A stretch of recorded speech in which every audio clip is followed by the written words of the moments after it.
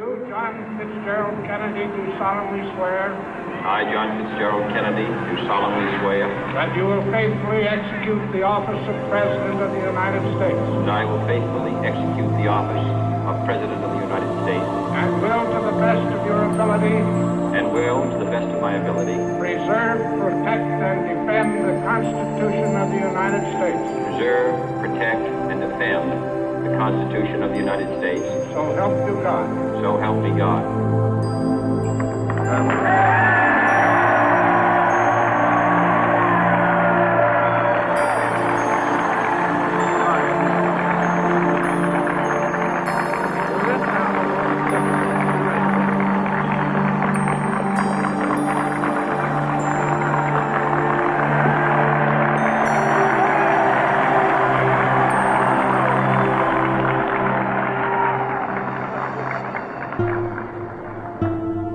Vice President Johnson, Mr. Speaker, Mr. Chief Justice, President Eisenhower, Vice President Nixon, President Truman, Reverend clergy, fellow citizens.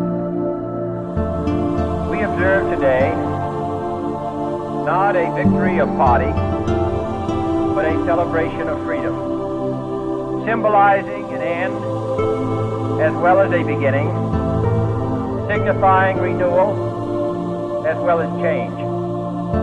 For I have sworn before you and Almighty God the same solemn oath our forebears prescribed nearly a century and 3/4 ago. The world is very different now, for man holds in his mortal hands the power to abolish all forms of human poverty and all forms of human life. And yet the same revolutionary beliefs for which our forebears fought are still at issue around the globe. The belief that the rights of man come not from the generosity of the state, but from the hand of God. We dare not forget today that we are the heirs of that first revolution. Let the word go forth from this time and place to friend and foe alike that the torch has been passed to a new generation of Americans born in this century, tempered by war, disciplined by a hard and bitter peace, proud of our ancient heritage, and unwilling to witness or permit the slow undoing of those human rights to which this nation has always been committed and to which we are committed today at home and around the world.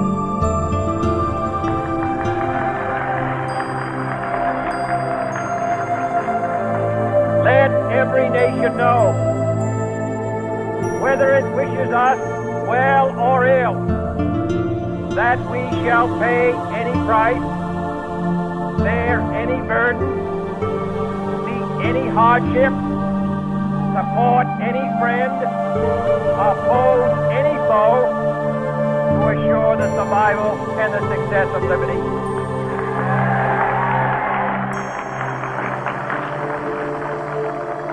This much we pledge and more.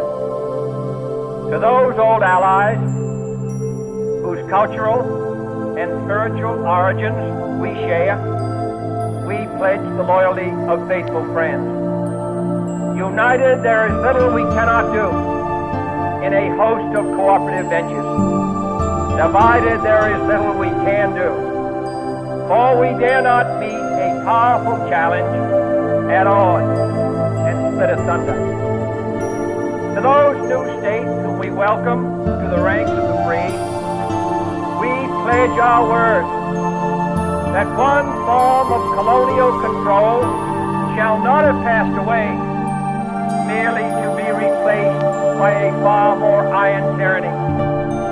We shall not always expect to find them supporting our view, but we shall always hope to find them strongly supporting their own freedom, and to remember that in the past, those who foolishly sought power by riding the back of the tiger ended up inside.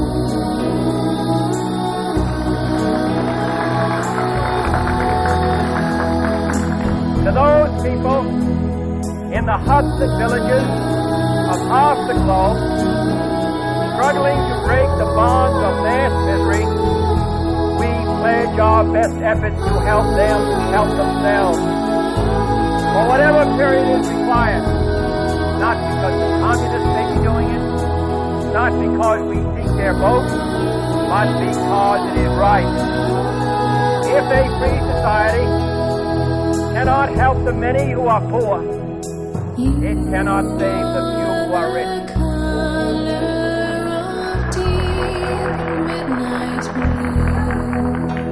To our sister republics south of our border, we offer a special pledge to convert our good words into good deeds, in a new alliance for progress, to assist free men and free government in casting off the chains of poverty.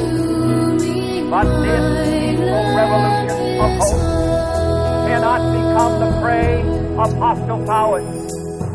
Let all our neighbors know that we shall join with them to oppose aggression or subversion anywhere in the Americas. And let every other power know that this hemisphere intends to remain the master of its own house.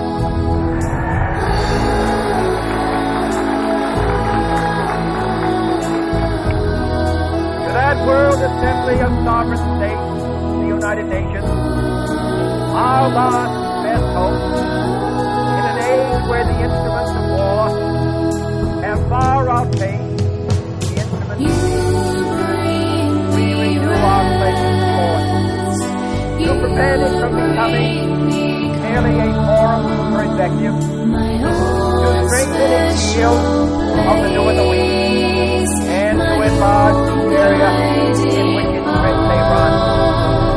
Finally, to those nations who would make themselves our adversaries, we offer not a pledge, but a request that both sides begin anew the quest for peace. Before the dark powers of destruction, unleashed by science, engulf all humanity in planned or accidental self-destruction. We dare not tempt them with weakness, for only when our arms are sufficient beyond doubt can we be certain beyond doubt that they will never be employed. But neither can two great and powerful groups of nations take comfort from our present course, both sides overburdened by the cost of modern weapons, both rightly alarmed by the steady spread of the deadly atom, yet both racing to alter that uncertain balance of terror that stays the hand of mankind